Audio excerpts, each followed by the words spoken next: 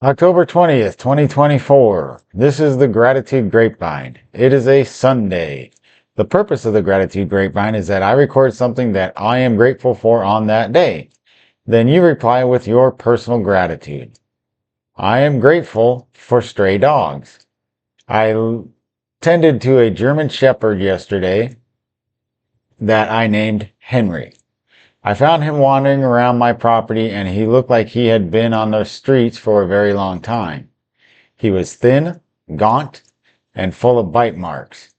He's a very nice and good dog as he quickly warmed up to me and adopted me as his caretaker. I gave him the last of my dog treats and some water. As he drank the water, I marveled at how anyone could let their dog get into the condition that Henry was in. I am grateful for Henry teaching me of the cruelty of human beings. I stated yesterday that I would not drink a beer on my sobriety date. I am grateful that I have the ability to drink in a sober manner, as I proved again last night with the one beer that I drank in celebration. It is not to drink alcohol in order to become drunk, but to simply enjoy a fine drink, much like a good cup of coffee. It is not even recommended for people with head injuries to drink alcohol. But I have been drinking since I was 7 years old. I remember my reckless days of drinking, but those days are far behind me. I am grateful for the lessons of drinking and driving, for they teach me what not to do. I am grateful that I can nearly control my own hands completely again. It takes me longer to type my thoughts than most people. However, I am grateful that I cannot always control my hands, for those times remind me of when I could control my hands. Memories come back to me like skiing, snowboarding, golfing, and playing tennis with my daughter. I do not dwell on the fact that I spend more time editing papers than typing them. I do not dwell on the fact that I often miskey, misspell, and double tap keys as I am typing.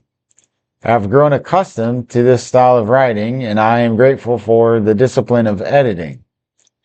Since Mozart could write symphonies with hearing loss, then I can type papers with the loss of dexterity in my hands. It just takes longer. I am grateful for communication with the outside world. If not for the internet, then I would not enjoy chatting with other people on Earth as much. I remember the lessons from the 1980s when there was no internet, no cell phones, and no quick access to speaking directly with other people.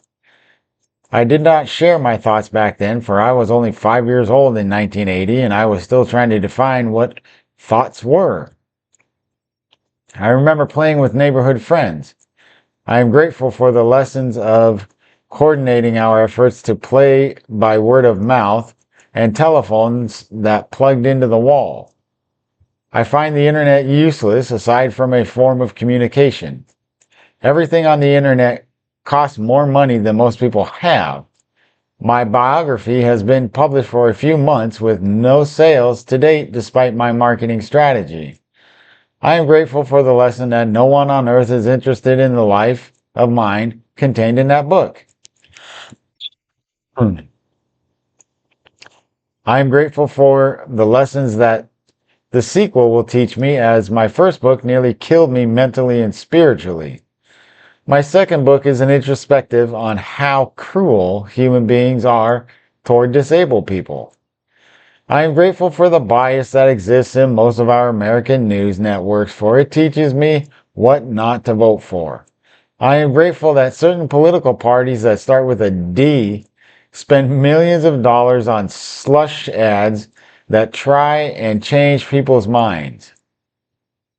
I am grateful that this type of advertising works on most people, for it gives me hope that I will be able to make a living wage manipulating the thought processes of other people in order to sell goods. From this perspective, this should not be a difficult task. I am grateful that Biden strokes the hair of little girls while looking at them fondly like an old pedophilic, for this teaches me whom not to vote for.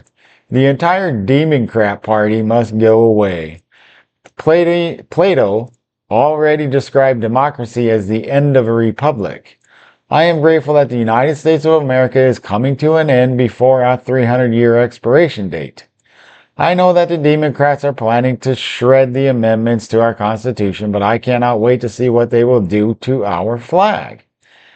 How many stars will there be? Or will there simply be stripes to remind the citizens of their prison terms?